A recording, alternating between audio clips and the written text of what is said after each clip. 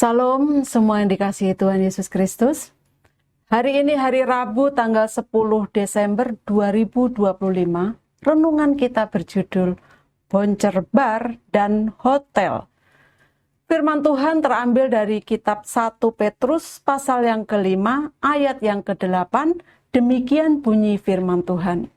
Sadarlah dan berjaga-jagalah. Lawanmu si iblis berjalan keliling sama seperti singa yang mengaum-ngaum dan mencari orang yang dapat ditelannya.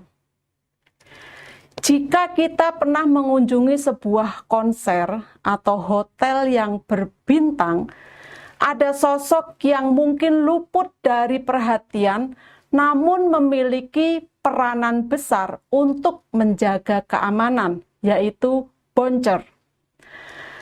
Mereka bukan sekedar penjaga pintu yang berpostur besar, melainkan orang-orang yang menjaga ketertiban di balik sebuah pertunjukan konser.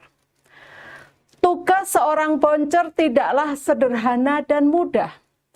Dibutuhkan kekuatan fisik, stamina tinggi, keterampilan untuk berkomunikasi, dan ketegasan yang seimbang dengan sikap profesional. Secara singkat, mereka adalah para penjaga di pintu gerbang. Keberadaan boncer sangat vital untuk menjaga citra dan reputasi sebuah event. Dengan boncer yang profesional, pengunjung dapat menikmati suasana hiburan tanpa perlu khawatir akan gangguan keamanan, karena boncer akan membantu mengurangi resiko tindakan kriminal seperti pencurian, perkelahian, atau masuknya orang yang tidak diinginkan. Peranan boncer mengajarkan kita tentang pentingnya kewaspadaan dalam hidup kerohanian kita.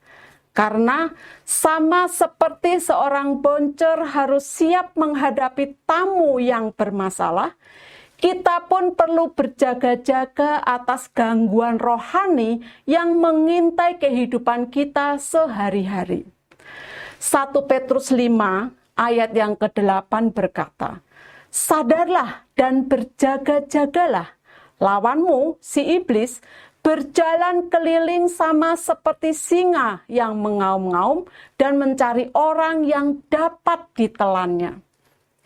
Tanpa kesadaran dan kesiagaan seperti seorang boncer, kita mungkin akan terlena dan membiarkan bahaya masuk. Sama seperti seorang boncer profesional, kita pun dipanggil untuk menjaga area hati kita. Jangan sembarangan mengizinkan hal-hal yang tercela di mata Tuhan masuk ke dalam hati kita sehingga merusak iman, hati, dan pikiran kita. Kita seharusnya hanya mengizinkan hal-hal yang positif dan berkenan di hati Tuhan untuk masuk ke dalam hati dan pikiran kita. Filipi 4 ayat yang ke-8 mengingatkan, semua yang benar, semua yang mulia, semua yang adil, semua yang suci, semua yang manis, semua yang sedap didengar, semua yang disebut kebajikan dan patut dipuji, pikirkanlah semuanya itu. Setiap kita adalah penjaga gerbang hati kita sendiri. Mari belajar menjadi pribadi yang waspada, berhati-hati, namun tetap penuh kasih. Jadilah penjaga yang bijak atas pikiran, perkataan, dan tindakan kita.